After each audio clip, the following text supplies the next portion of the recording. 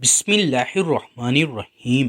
صحیح مسلم کی حدیث ہے اور حضرت عبداللہ بن مسعود روایت کرتے ہیں کہ ایک شخص نبی کریم صلی اللہ علیہ وآلہ وسلم کے پاس آیا اور کہنے لگا کہ یا رسول اللہ صلی اللہ علیہ وآلہ وسلم، میں نے ایک عورت کے ساتھ زنا کے علاوہ سب کچھ کیا ہے۔ میں نے مدینے کی گلی میں عورت کے ساتھ جماع کے علاوہ وہ سب کیا ہے۔ آپ میرے بارے میں حکم جاری کر دیں اور مجھے سزا سنا دیں۔ حضرت عمر فاروق رضی اللہ تعالی عنہ بھی قریب کھڑے تھے۔ وہ اس شخص کو کہنے لگے کہ جب گناہ چھپ کر کیا تھا تو سب کے سامنے لانے کی کیا ضرورت تھی، توبہ کر لیتے۔ وہ یہ سن کر واپس پلٹا۔ حضور نبی کریم صلی اللہ علیہ وآلہ وسلم نے اسے واپس بلایا اور کہا، نماز قائم کرو دن کے وقت اور رات کے حصے میں، اس لیے کہ نیکیاں گناہوں کو دور کر دیتی ہیں، اور یہ قرآن ایک ذکر ہے ان لوگوں کے لیے جو نصیحت حاصل کرتے ہیں اور ذکر کرتے ہیں۔ صحیح مسلم میں روایت ہے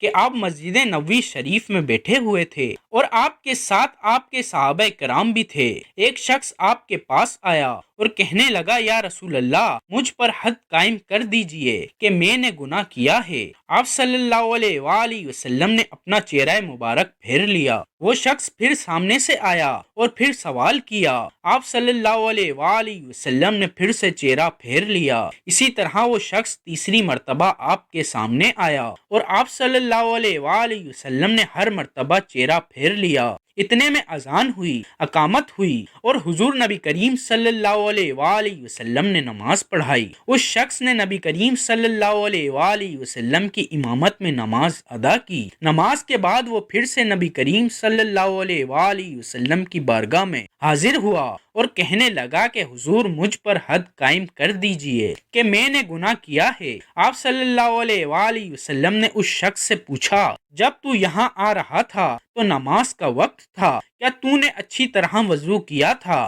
اس نے ہاں میں جواب دیا۔ پھر پوچھا کہ کیا تو نے نماز بھی ادا کی؟ اس نے پھر سے ہاں میں جواب دیا۔ پھر اللہ کے رسول نے ارشاد فرمایا کہ اللہ نے تجھے بخش دیا ہے اور تیری کوئی حد نہیں ہے۔ یہ روایت اس طرف اشارہ کرتی ہے کہ اگر انسان سے ماضی میں کوئی غلطی ہوئی ہو اور وہ اس پر نادم ہو کر اللہ کی بارگاہ میں حاضر ہو جائے اور توبہ کر لے تو اس کے گناہ معاف ہو جاتے ہیں۔ اسی طرح صحیح مسلم کی ایک اور روایت ہے کہ جب انسان مسجد میں نماز کے لیے جاتا ہے، نماز کے بعد وہ اسی جگہ پر بیٹھا رہتا ہے تو فرشتے اس کے وہاں سے اٹھنے تک اس کے لیے مغفرت کی دعا کرتے رہتے ہیں۔